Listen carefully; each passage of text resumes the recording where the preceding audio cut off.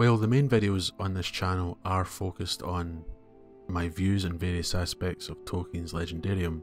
I have decided to start another series of videos discussing various plot holes, or so-called plot holes, often mentioned in relation to Tolkien's stories. And yes, this will include, at some point, the question everyone never seems to stop asking: could the eagles fly the One Ring to Mordor? But the topic of this video will relate to Sauron failing to guard Mount Doom, the one place in the world where the One Ring can be destroyed, causing his downfall and final defeat. I hope to prove that this isn't actually a plot hole, and that Sauron's actions and his beliefs when it comes to the One Ring are fitting when we understand the nature of Sauron himself. Sauron may have been foolish in this regard, but a character making mistakes is not the same thing as a plot hole. This brings me to an important point: what is a plot hole?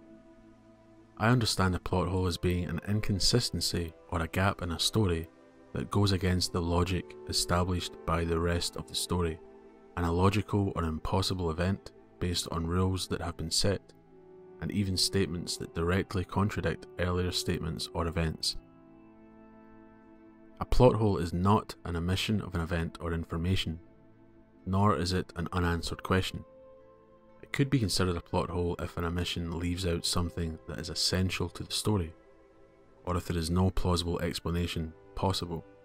So, a character making a mistake is not really a plot hole, and a character not acting on information that other characters have, or we have as readers or viewers, is not a plot hole if they are not privy to that information themselves.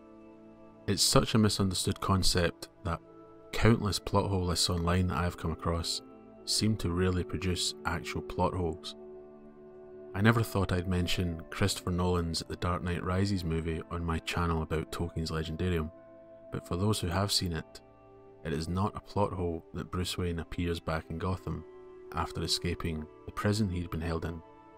Just because we are not shown how he got back does not make this a plot hole. Do we have to think for more than 10 seconds about how someone like Bruce Wayne, i.e. Batman, would manage to return to Gotham? It does not fly in the face of the logic established in the rest of the story. He is Batman, and Nolan did not need to provide an explanation for what would be one of Batman's least impressive feats in that trilogy of movies. This brings us to Sauron and the guarding of Mount Doom. The first point I'd like to make here is that to say Sauron was not guarding Mount Doom is disregarding the fact that Mount Doom was well protected by the rest of Mordor. Does a guard need to stand inside a bank vault if the rest of the bank has cameras, motion-triggered lasers, armed guards, dogs, secured gates, etc.? Taking the direct route into Mordor, if someone manages to reach the Black Gate, they are met with ceaseless vigilance, countless guards, and the gate itself, a mammoth construction only controlled from the inside. Getting through here leads you to a desolate plain where one can easily be noticed. There is then the Eisenmouth, the narrow pass that leads from the valley of Udun into the plateau of Gorgoroth. You then have Durthan, west of the Eisenmouth, which is a castle in the northern Ethel Duath. Orcs, trolls, and other creatures will occupy these lands. Then you have the presence of Sauron himself and his tower.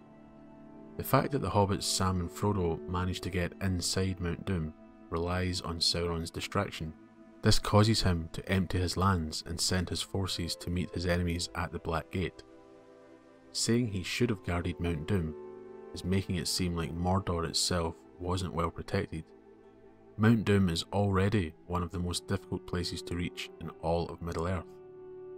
Now, can we say that having 2 or 3 orcs standing at the entrance would still make sense? Of course we can say that, but there are tens of thousands of orcs between those hypothetical 2 or 3 at Mount Doom and the entrance to Mordor itself. They are all technically guarding it. Saying, place a guard there, can be answered with, but there's a fortress there, there are all these camps here, there's a tower over there, there's a Black Gate there, a giant spider over there, there are mountains there, and thousands of orcs. We also must remember that placing guards directly at the entrance does not automatically mean that they would stop whoever had miraculously managed to reach that far in the first place.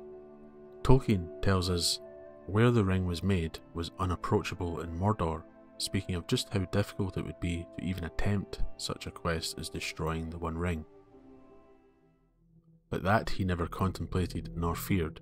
The ring was unbreakable by any smithcraft less than his own. It was indissoluble in any fire, save the undying subterranean fire where it was made, and that was unapproachable in Mordor. Logically, it makes sense that Sauron would not place guards there. The rest of the protection I've already explained is why Tolkien is describing Mordor as unapproachable in the first place. The second point is related to Sauron's own beliefs. He did not believe anyone would willingly destroy the One Ring. In the same letter, Tolkien speaks of Sauron's mind, his own beliefs when it came to other beings and his ruling ring, at a time when he held it. Also, so great was the ring's power of lust, that anyone who used it became mastered by it. It was beyond the strength of any will, even his own, to injure it, cast it away, or neglect it. So he thought. It was in any case on his finger. The "so he thought" part of that quote is often excluded by others who use it. It's a quote wheeled out to prove that no one could destroy the ring willingly, but this is just what Sauron believed. It could be that Sauron was wrong about his own beliefs when it came to the One Ring, but again, him being wrong would not be a plot hole. With Sauron believing such things, it makes his action, or lack of action, in defending Mount Doom completely sound. He thought the mountain was unapproachable, and that no one would or could damage or neglect the ring, at least at this time. How could they even attempt such a thing if Sauron couldn't imagine it himself? The ego and pride of Sauron causing him to assume those with wisdom would act as he does, because he considers himself wisest. We can take this idea to its conclusion, with Frodo being unable to throw the ring into the fire. Sauron seemed to be right in his belief.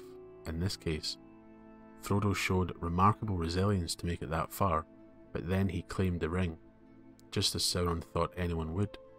If the Dark Lord never imagined anyone destroying it, then he certainly wouldn't imagine a fight for the ring itself within the Sammath Naur, resulting in one falling into the fire with the ring. As Gandalf says, Sauron is a wise fool, with the wizard knowing that Sauron could have just reinforced his borders further, keeping every entrance extra guarded, not falling for any tricks or bait from outside forces. The fact Sauron failed in this speaks of Sauron's character, and not any fault on the part of the author. Sauron acts in a way that is consistent with how Sauron would act according to Tolkien, and in a way that other characters believed he would act. This is why I say this plot hole should not be considered a plot hole at all. Thanks for watching the first part of a new series of videos. I don't know when I'll make new episodes for this series, as I don't plan my content that far ahead, but it's the first of several new types of videos I hope to be making on the channel. These could be my opinions on the Legendarium, commonly asked questions and less commonly asked questions, maybe exploring interesting changes to stories and characters based on changes Tolkien made over the decades. There's certainly plenty to talk about. So I want to once again thank everyone who's supported this channel so far, and I hope if you're a new viewer you'll subscribe and keep up to date with these videos as I post them. So thanks again.